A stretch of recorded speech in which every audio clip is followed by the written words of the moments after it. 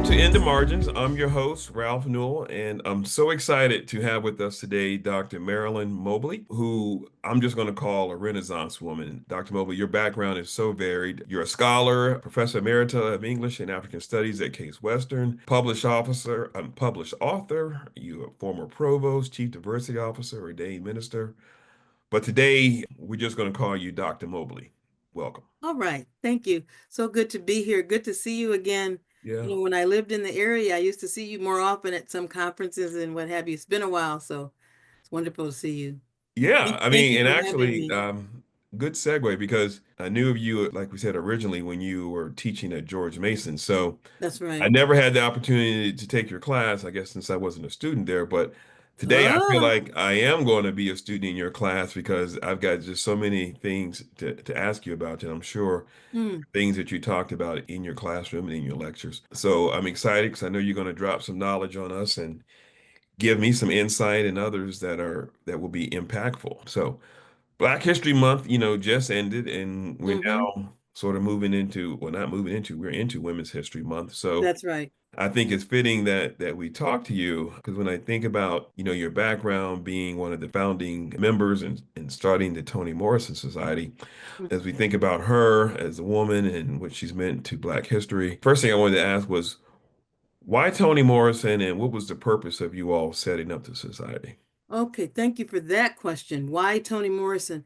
Many of us were English professors. And by the way, my background is I'm an emerita professor of English and African American studies. African I American. usually don't say African studies, even though it is African and African American, but I do more African American than African. But many of us were already teaching Toni Morrison. Mm-hmm. My doctoral work was on Toni Morrison, and so we were going to the American Literature Association, many of us talking about Toni Morrison. And Dr. Carolyn Denard, who is recognized as the founder of the Toni Morrison Society, convened 26 of us at the conference there in Baltimore in May. The American Literature Association meets every May. And we were at that conference at a lunch, and she said, "What do you think?" As I recall, she said I was the first person she asked. You get revisionist history when you get real close about something.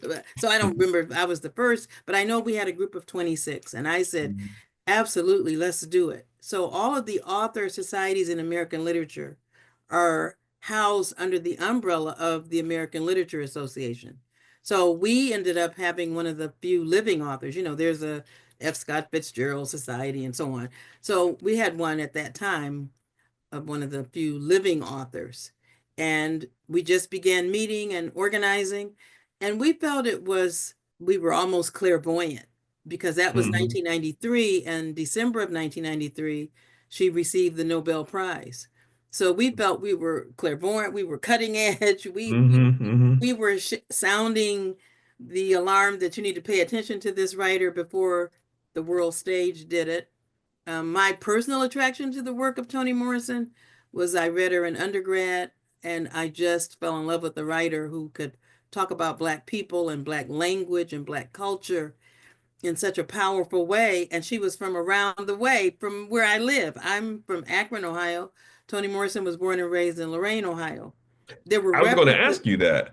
Yeah, Uh, there are references in the bluest eye to Akron. And so I jokingly always say, so this must be a good writer. yeah, something in the water. Yeah, when I was reading, I saw she was from Lorraine, and I was looking at it. Yes. I said, I wonder if they knew each other.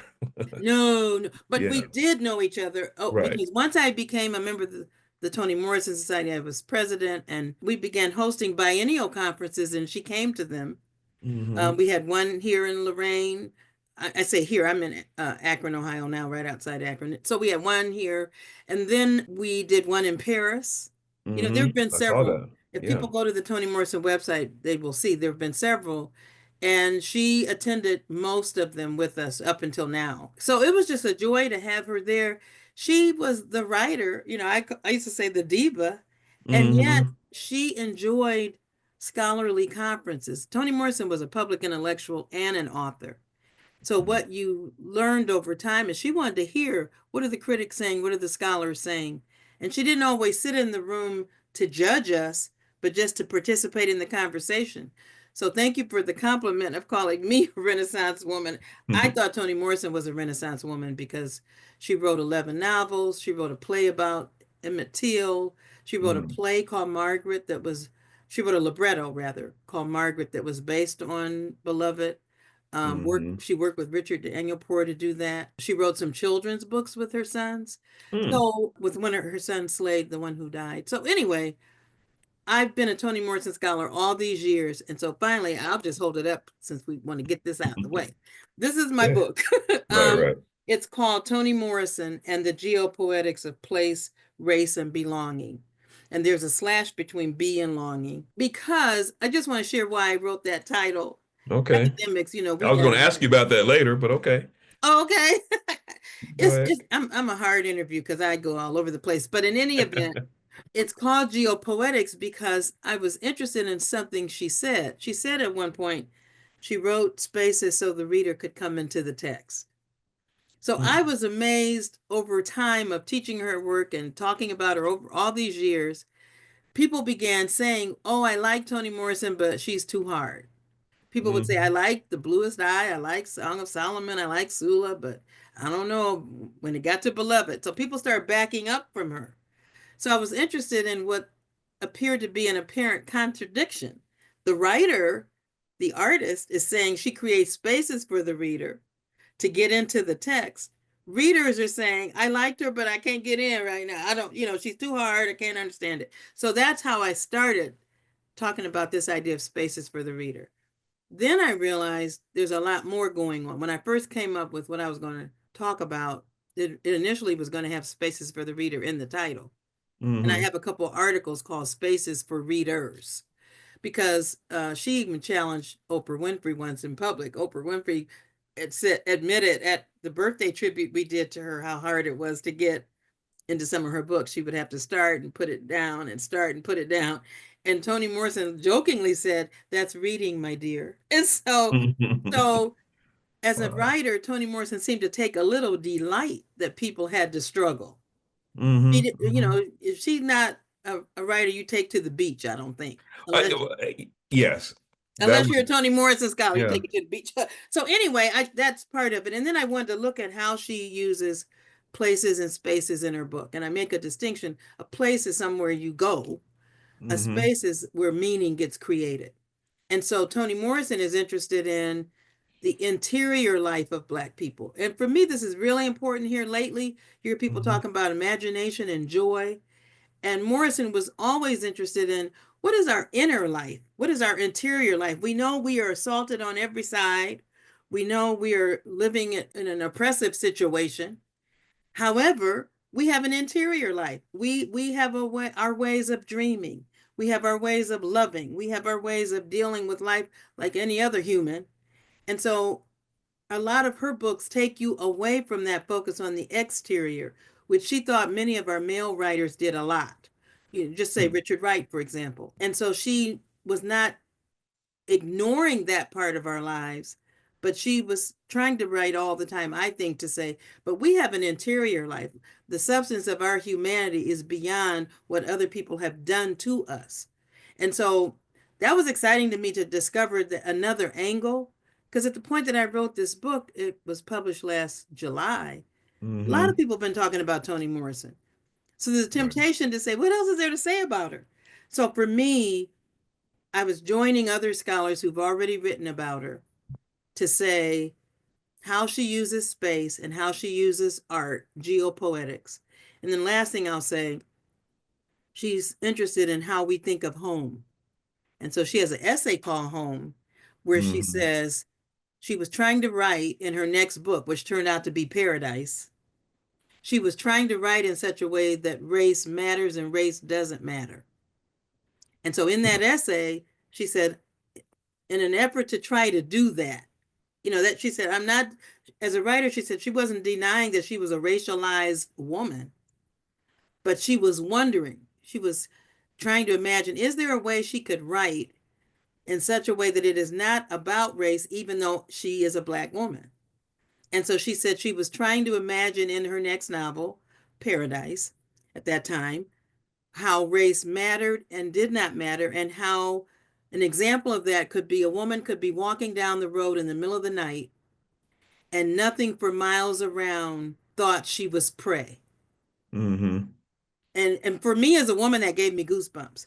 And so she said she was trying to Mm-hmm. imagine a space that is both snug and wide open. That resonated with me, Roger, in such a deep and profound way because I thought at the moment that I heard her say it, that's what every human wants. Snug Mm-hmm. is the sense of belonging, wide open sense of your potential. And so she was trying to say, wherever that space is, that's home. Hmm.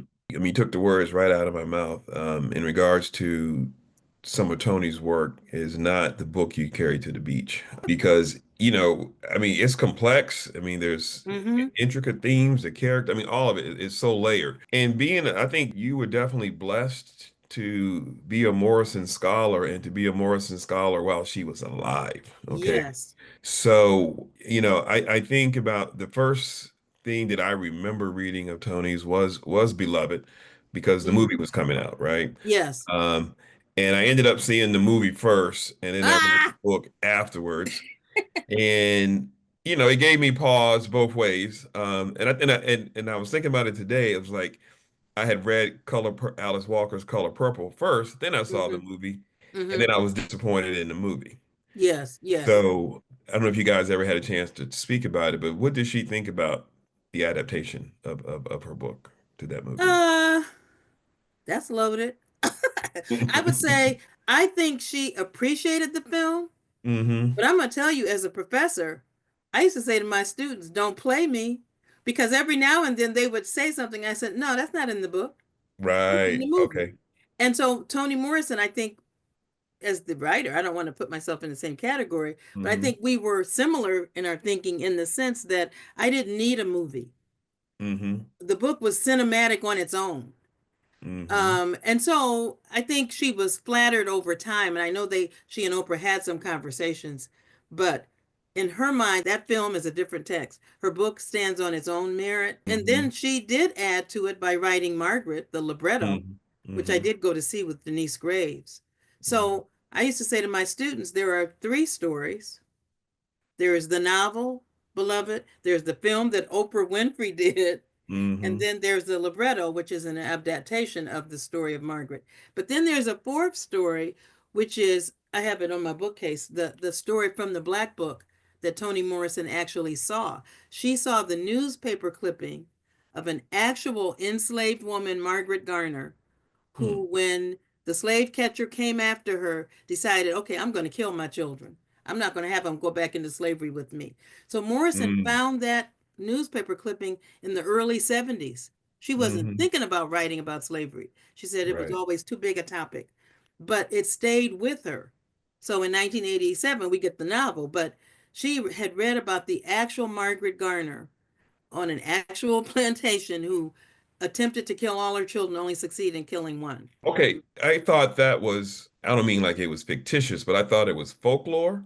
Like, No, that stuff sir. happened, but I didn't realize she was actually taking it from a real I person. have the book. If you ever Okay. get a copy of the Black Book, I can't tell you exactly what page it's on, but in the Mm-hmm. Black Book is the newspaper clipping that was in a Baptist newspaper of the slave woman. I think it's called The Slave Woman Who Killed Her Child. Toni Morrison, in compiling the Black Book, which is like a huge scrapbook. And in fact, I bought new copies when it was re-edited and gave one to each of my sons. Oh, Because okay. it's, if I used to tell my students about it, I said, if we could imagine we kept a scrapbook, this is what it would look like. But it Hmm. has that newspaper clipping, which she found in the 70s, but almost didn't have the emotional capacity to deal with it. It's just a piece of memorabilia, put it in the book, set it aside. But it is not folklore, Right, it's right. history. Mm-hmm. And I loved it as a Black woman, as a scholar, because I kept thinking over the years, Toni Morrison is the first person that captured for me what was it like to be on a plantation as a woman.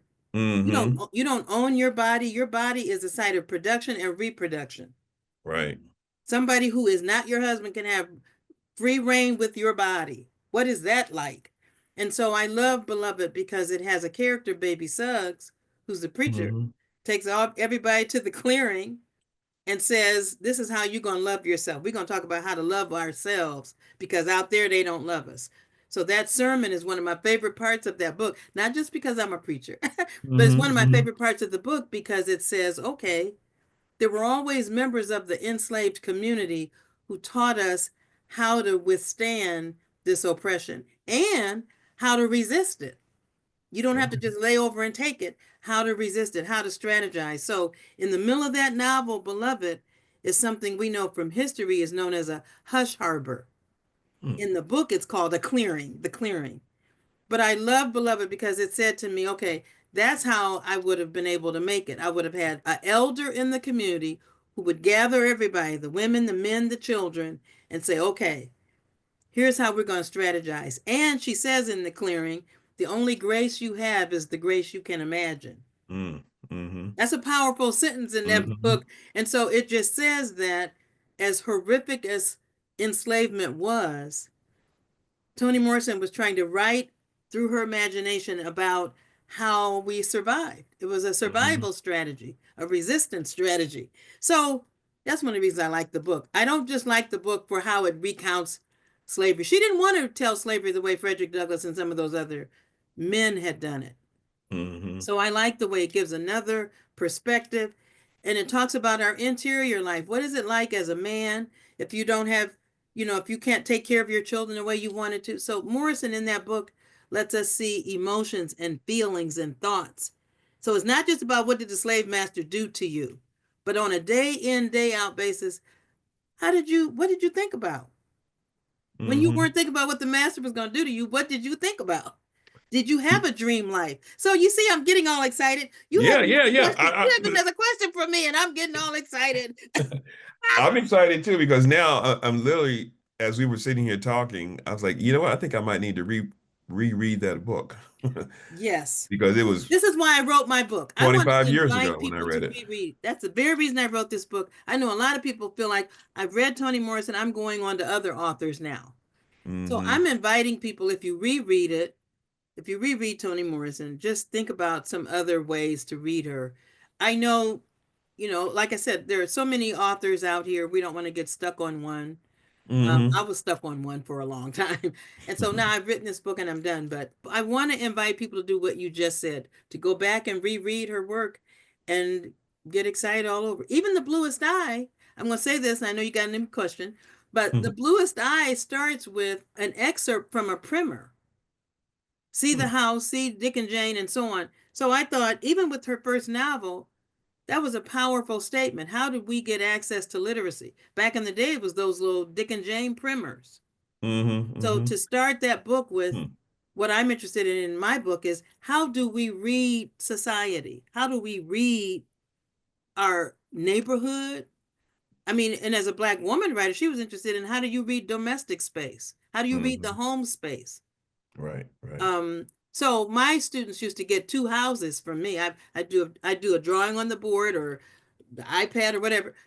Two houses. One house represents how many men authors represent assaults on the community, and the house representing how women writers wrote represents assaults from external and internal, because women writers were often dealing with domestic space and external space. right. So I was interested in that. Okay. So for me, just looking at your book, I was like, I can't even understand the title, so I know I can't read it. So, and Trying to I'm explain the title. no, but I want you to explain one word for us, though. Geopoetics, I really had to look it up. Geopoetic. geopoetics. Yeah.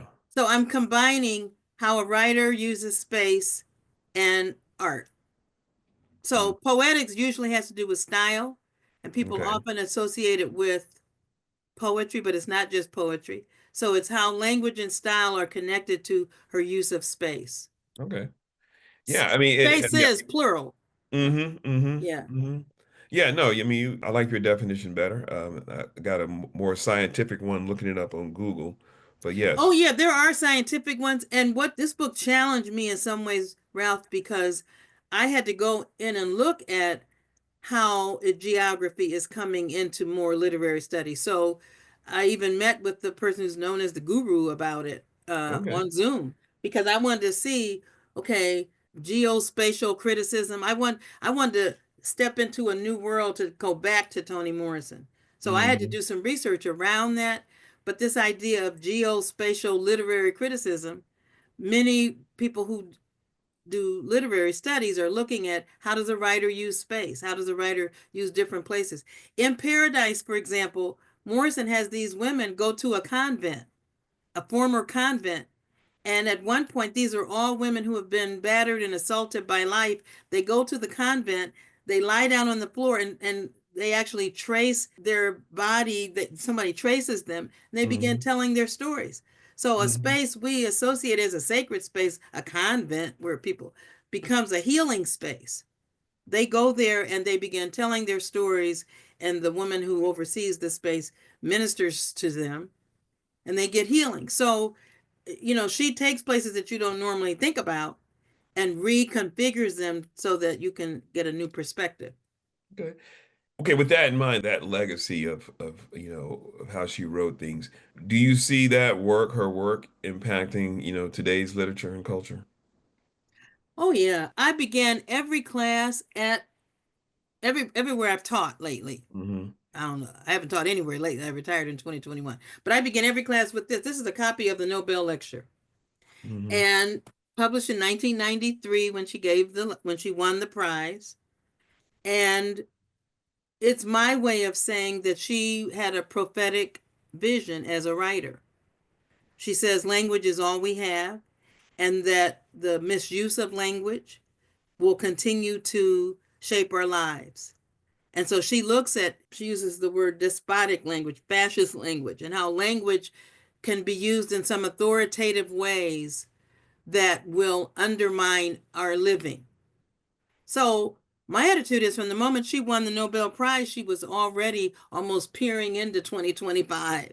She was Mm-hmm. already saying how we use language, how we can use language, Mm. and how language can shape our lives for good or for ill. The Nobel lecture is what I call a narrative standoff. The woman who starts it is blind, she's old, and she's black. These young people come challenge her. They say, is the bird in our hand alive or dead? Which is an old stereotypical, I mean, prototypical kind of story. Mm-hmm. And she takes that to say the bird in their hands is, she's going to call it language for the sake of this Nobel Prize speech. And they Mm. start as a standoff. They assume that she doesn't want to talk to them because she's an elder. She assumes they are trying to play a trick on her. And then they actually use language in this encounter in such a way that at the end, the lady says, "Oh, I trust you now. Look at Mm-hmm. this thing we've done together." And so for me, the Nobel Prize almost demonstrates, illustrates both the good and the bad, the good, the bad, and the ugly, how language can shut down conversation. People can use language to assault one another, to undermine one another. Mm-hmm. And when you have a genuine encounter and begin and let your biases drop away and listen to the other, you can engage in an actual dialogue. Now, what I just said right now, that's Mm-hmm. one of the ways you really should be doing DEI work. Part of DEI work is about creating opportunities for people to be in genuine dialogue. The two people in that Nobel lecture are at a narrative standoff. The young Mm. people accuse her of standing on privilege of being an elder and withholding information from them. She assumes that perhaps they want to do something nefarious to her because she's blind and because she's old and because she can't see whether they got a bird in their hands or not. Right. Morrison sets that up Mm-hmm. to talk about all of the various forms of racist, sexist, oppressive, authoritative uses of language and Mm. how they forestall or foreclose on the positive human interaction we could be having. You're talking about words, and it reminds me of the conversation we were having the other day, and you were Mhm. telling me about I think it was it word work?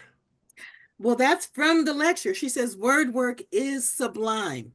Mm-hmm. She says it's sublime because it's generative. Mm-hmm. You said dropping knowledge. You drop a word And Right. it can go anywhere depending on who the hearer is. Mm-hmm. Some people hear a word and they get all bent out of shape for no good reason. They don't even know what the word means. Right. Right. My belief is half the people complaining about DEI don't have a clue what it is. But Mm-hmm. the fact that we are in this moment says some DEI work must have succeeded. Our work has had meaning. Otherwise, why are they trying to get rid of it? In the book Song of Solomon by Morrison, the people Mm-hmm. refer to the street as Doctor Street because the first Black doctor was able to live there. So the town official people said this street is not Doctor Street. Do you hear the irony of that? Right. That the Mm-hmm. town documents have to say, listen here, Black people, this is not Dr. Street. The Black people's attitude is, oh, well, we already won. They got to refer to us in their official document. Mm-hmm. Mm-hmm. So here we are in a moment, all these executive orders trying to turn over something. What you trying to turn over? Do you know what it is? So it's a very precarious moment for us. We cannot take it lightly. But all I'm saying is there is evidence that something must have been working because what the work we have been doing has had meaning. Otherwise, there wouldn't be this reaction to it. It's a very reactionary moment. As someone who's an independent scholar, I'm speaking on behalf of myself and nobody else. I'm just aware that the work that's been going on over the past few years must have taken hold, Mm-hmm. must have had meaning. Otherwise, there wouldn't be this reaction. And so it says to me, we've got to become very strategic in how we respond. But it's very unnerving, the kind of censorship that's going on and how people are feeling about what is really good, important work. I'm an educator. I'm an educator. This work has Mm-hmm. been about education and about how to get access to knowledge, which is why I think it's brilliant that the Bluest Eye started with reading. Black people were denied access to reading. It was a Mm-hmm. crime for us to read and write. We've now done so well, we're getting Nobel Prizes. Right. So Right. Right. anyway, we're going to have to figure out some strategic ways to use what we know to continue to take care of ourselves. Mm-hmm. But to recognize that the work we were doing was benefiting lots of people. Unfortunately, sometimes people think DEI is only about race. Right. The talk I gave about my book there in Fairfax was about the combination, about the intersection of race and gender. But it's Mm-hmm. also, that Nobel Prize was about a blind woman. So it's about disability. It's about Mm-hmm. age. She made her a blind old woman on purpose. Right. And she put young people across from her on purpose to say, we have different ways of identifying ourselves in our lives. Those ways of identifying ourselves should not foreclose on education, should not foreclose on learning. So that's why she says word work is sublime because it can generate connection, it can generate understanding.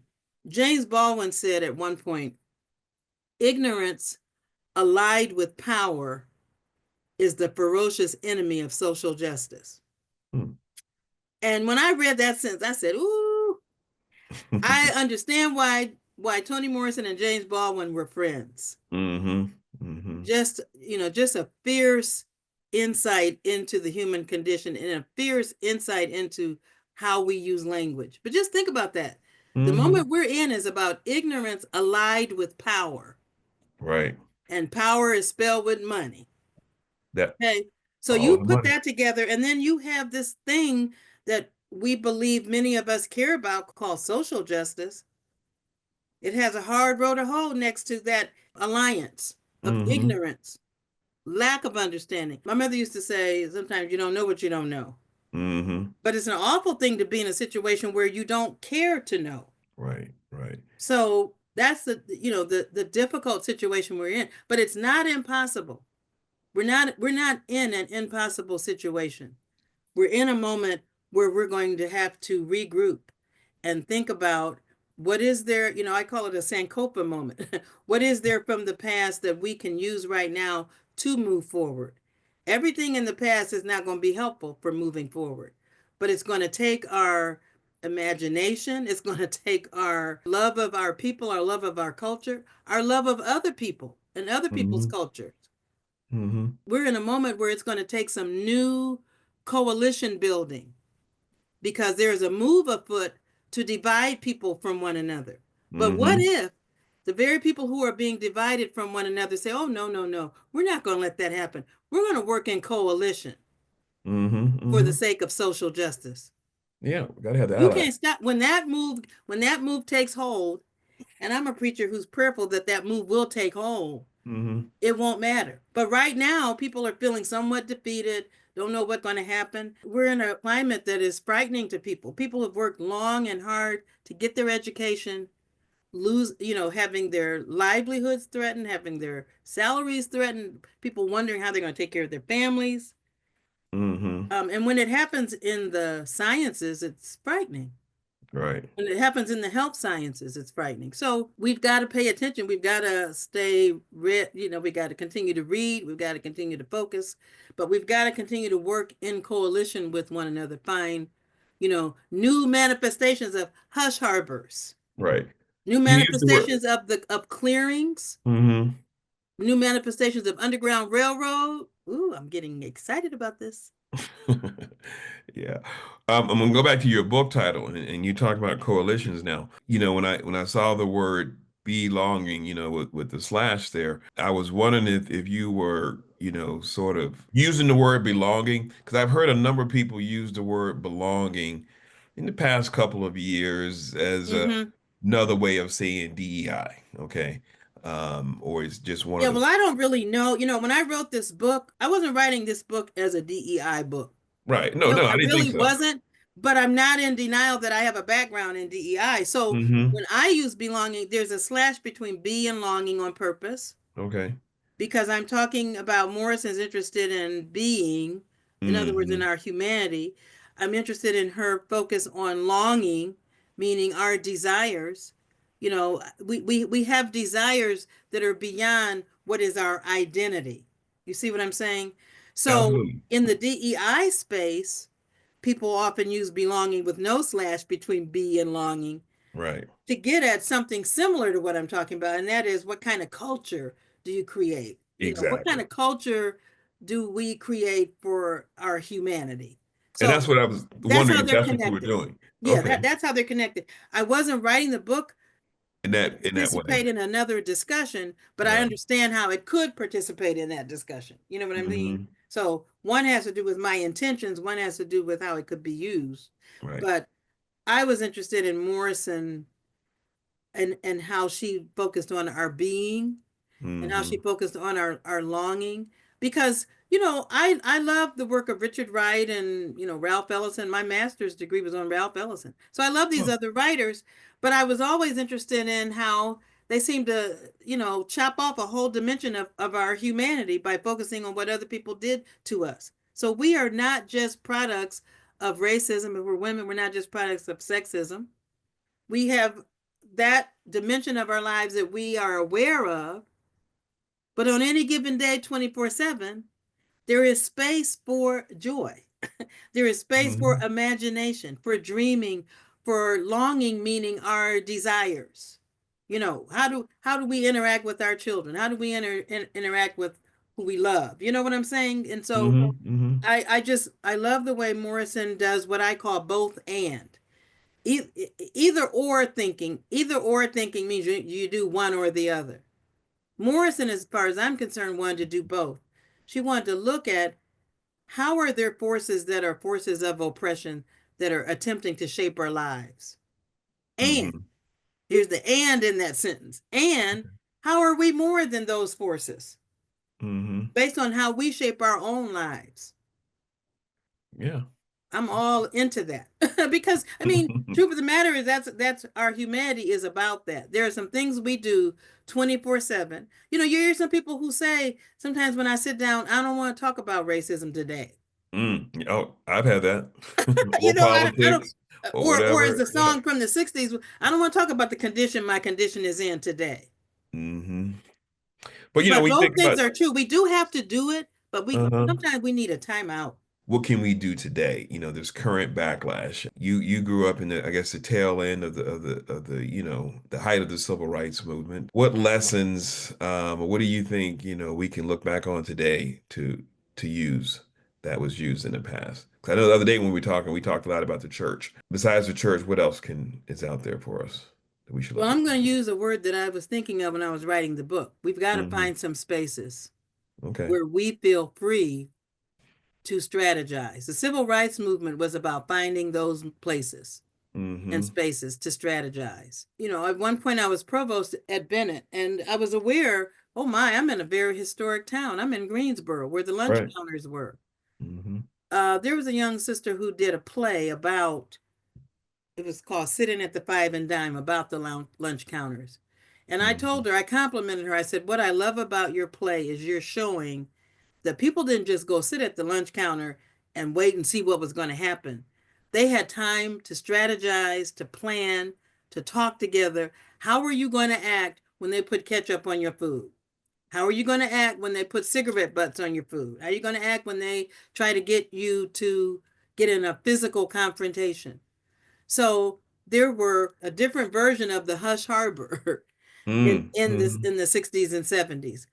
Dr. King and Snick and all those people found ways and spaces to strategize about how are we going to engage in civil disobedience. I love hearing Representative Green talk about how you deal with incivility. Hmm. So there were safe spaces. Sometimes it was in a church, sometimes it was in a community center, sometimes Right. it was somewhere else, sometimes it was somebody's house. Yeah. Yeah. So it was a version of Underground Railroad activity. So we are not in a moment where we can duplicate everything that we did in the past for now. We Hmm. are intelligent people. Yeah. And so we will figure it out, but it will involve some of what we learned from the past. We learned everything doesn't need to be in social media. Right. Right. When you are strategizing, trying to figure out how you're going to protect your children, how are you going to protect your significant other? How are you going to educate and raise your children in a hostile moment? So Mm. that means you don't put everything on Facebook that you're going to do. You find ways to get the information out. I said Facebook, social media. I don't know. I'm dating myself by saying Facebook. Whatever That's your all. whatever your We social got you. media of choice is, Right. Right. some of how you strategize in this moment, you share and you find some other ways. It's a time for our imagination to be on steroids. Hmm. And some of it may involve AI, I don't know. But this is a moment for us, for the love of our community, for the love of humanity, to work in coalition and to find some new ways to communicate what are we going to do. Yeah. But it is not a time to throw up our hands and say, "Oh my goodness, woe is me." Right. You know, Definitely I not. have I have a couple scriptures that I share in a religious context, but we are crushed, we are cast down, but not destroyed. So we're not destroyed. This is a rough moment, Hmm. but we are going to figure this out because we have figured out enslavement, we figured out Reconstruction, we figured out Jim Crow. Hmm. Come on now. We can figure this out. So we Yeah. are going to figure it out. It's going to take some time. There's always going to be some people who we think are with the community who are not. Hmm. So we got to be aware of those who will try to sabotage our attempt. But I believe with all the good minds that we have, with all the love and imagination that we have, that we're going, and with the new coalitions to be built, Hmm. because I think there are some people who are looking around and voted differently than I did. I'll just say it like that. Hmm. Who are wondering, oh my, what is this about? Yeah. You're seeing some remorse. There's Buyer's that word. remorse. There's the word. There's some Yeah. remorse, and Hmm. so I believe some new coalitions are going to emerge from this remorse and this discontent and this evil. It's some of what is happening right now is downright evil. Yeah. Yeah. There, I said it. It's Yeah, I downright mean evil. some of these alliances I think that maybe you're alluding to are the ones that, we heard Fred Hampton talk about, Mm-hmm. but a lot of people Mm-hmm. missed the message, because they were looking at the messenger. But I was just in Chicago and met Fred Hampton's son oh, really? Okay. and Bobby Rush. Yeah, Oh, wow. I went to an Operation Push event because I'm working on a new book on Reverend Willie Barrow. I was looking for a new topic at the intersection of faith and social justice, so I found it. So I went up there to Operation Push. I'll be going back up there to interview some. Oh, wow. Yeah, Okay. yeah. Okay. It's interesting because I don't know if you know Dr. Greg Pruitt. I know George that Pruitt, I'm name. sorry, George Pruitt. I did an interview with him about a month or so ago, and you were talking about SNCC, and he was talking about, when he first got into higher ed, having Fred Hampton come to his campus and doing stuff with Ah, SNCC. So it's like, it's interesting. wow. Stuff comes full circle. Yes. But yeah, I mean, we got to wrap up here. But one Oh, last thing I want to ask you about Toni Morrison is what insight can you give to us, or what something you know about Toni that's not really well known that you got to know over your time with her? I don't know. The first thing that came to mind was that when we decided we were going to host a birthday party for her, we were at a reception at Princeton, and we Hmm. had just heard her on stage talking about writing The Bluest Eye, and people like Paula Giddings had helped type up the manuscript. And Paula said on stage that Toni had paid them in carrot cake. And Toni put her head down shyly and she said, "Oh, that was when we had the barter system." So when I saw her at the reception, is when I first let her know. I said, "Toni, Carolyn and I and some members of the society would like to host a birthday tribute for you. Are you interested?" And she said, "Yeah." So she said, "And I'd like it to be black tie." And the people at Knopf didn't believe that, but they said, "Oh, she probably doesn't want that." I said, "Yes, she does." And so we decided that it would be a black tie affair. It was a beautiful thing at the New York Public Library on Fifth Avenue. Henry Louis Gates and Jesse Norman were my honorary co-chairs. It Okay. was a fabulous event. But anyway, once she said yes, I thought, okay, that's a relief. Because I think I was present at the time. And I said, that's a Hmm. relief. I got her to say, yes, we can host a 500-person black tie affair at the New York Public Library. And so then I said to her, I said, by the way, I said, I make the world's best carrot cake. And she Hmm. said, no, you don't. And so I said, okay, yes, ma'am. So, so it was kind of funny that she would admitted on stage that she had paid them to type the manuscript of her first novel and paid them in carrot cake. But it's in the film Pieces I Am. She talks about she had this Okay. reputation for making really good carrot cake. And so I was Okay. trying to get in the mix, I was trying to say, no, I make good carrot cake. And so anyway, that didn't work. But I just find myself feeling so grateful that I had a chance to, call her a friend. After that birthday party, I began Hmm. sending flowers to her every year on her birthday and Okay. calling her on her birthday. That last year, her health was failing, and I started to just go, but I did the respectful thing of calling her assistant, and I never got a call back. So, that was kind of the downside. But I Hmm. actually did get many wonderful moments with her here and in Paris. So Hmm. I feel blessed that I got to do a writer who's an Ohio writer. I live in Right. Ohio. I've taught other writers and I probably will have conversations about other people. I mean, I'm retired now, so I don't know if I'll do any more teaching per se. Yeah. Right. Right. You teaching. I You always say teaching. per se, I don't know. I'm learning today. And you were talking about film just a second ago about Yeah. her. Last thing I'm going to ask you. So, like I said, you're a Renaissance woman to me. So when they make that movie of Dr. Marilyn Mobley, who you Ah, play you? oh Lord, there will not be a movie called Marilyn Mobley. But if I had to pick somebody, it would be Viola Davis. That's so funny because that is exactly who I had in mind for you. It would be Viola Davis. I love that sister. Oh my Sometimes you gosh. get to meet somebody and you love. My mother said she tried to raise her four children so we could get something in our head and heart. I believe what I know of her from a distance. I love her head and heart. I love that question, but there will not be such a moment. I do not believe. No, Oh, there might be. There might be. But yeah, I can't believe we thought of the same person. So then that's exactly who it is then. that'll work. That'll work. All right, Dr. Mobley, we thank you for your time and we will definitely talk to you again in the future.